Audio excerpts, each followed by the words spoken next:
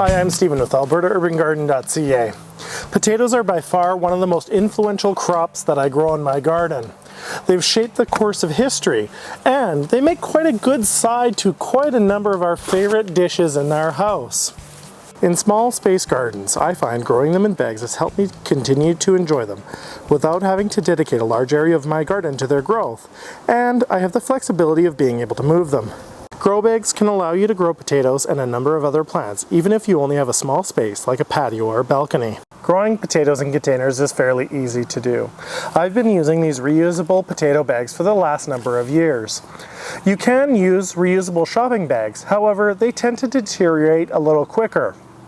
Potatoes are heavy feeding plants, so in order to allow me to grow them without products, I've selected a mixture that is predominantly compost. At the bottom, I start with a layer of nearly completed compost that I've made, with free and local resources I've generated at my own house. As the compost finishes breaking down, it will release nutrients just as the plant reaches it with its roots. Usually in my garden, the compost comes with a large number of earthworms. Earthworms help release nutrients in the soil while inoculating the soil with beneficial microbes and plant growth hormones. The remainder of the bag I will fill with a mixture of soilless potting mix and completed compost. Both the compost and soilless potting mix have high humus content and hold water well. To top things off, I'll usually mulch the top to prevent further water loss and continue to add more nutrients to the soil. Potatoes can be started from seed similar to how you would start your tomatoes, or more commonly from what's called a seed potato. A seed potato is simply a potato with eyes growing out of it. These are the beginning of new plants. I filled my potato bags 3/4 of the way full and planted my seed potato in late April, 2 to 3 weeks prior to the last frost. Potatoes are not overly frost tolerant. However, the extra time allows them to get established below the soil before sending out the first set of leaves around the last frost date. If the potato plants emerge before the last frost is passed, the extra bag space allows me to quite easily pack some, say, autumn leaves around it and protect it from the frost and any potential damage it may cause. The relatively small volume of these bags, paired with a relatively higher soil temperature average caused by the green fabric, will mean you need to water them more often. Over the next few weeks, the soil will settle and the plant will get taller. Once the plant is 30 centimeters or 12 inches tall, I will mound them.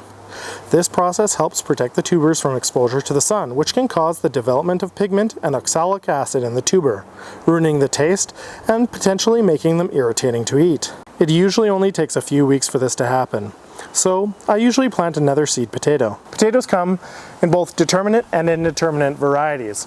Indeterminate varieties, as long as conditions are good, will continue to grow and produce, and when you mound them, they'll send out new tubers and roots from the stem that is covered by the soil.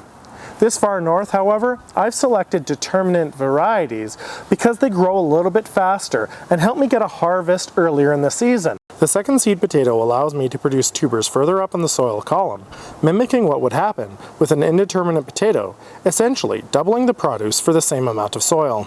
I usually wait until the plant above the surface is looking stressed in early to mid-August. It is now time to harvest. Harvesting the potatoes from a bag is much simpler than digging up a garden bed. You can use your hands to dig for the potatoes or simply pour the soil out and collect your potatoes. As you can see, per bag, with 2 plants, you can get quite a haul. The soil, I will either put in a tote and reuse next year with fresh compost, or use to top dress a garden bed to bring the soil levels up. An interesting plant that I picked up this spring was a potato grafted to a tomato.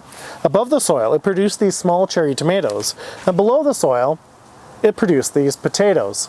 I found it really difficult to keep up with the watering for this one, and I'm not sure why. And I'm a little disappointed with a small harvest. It may have done better in a larger soil volume as opposed to simply one of these potato bags. Overall, I'm very pleased with growing potatoes in these reusable bags. Using no store-bought fertilizers, I'm extremely pleased with the harvest I was able to achieve. Thank you very much for joining me today.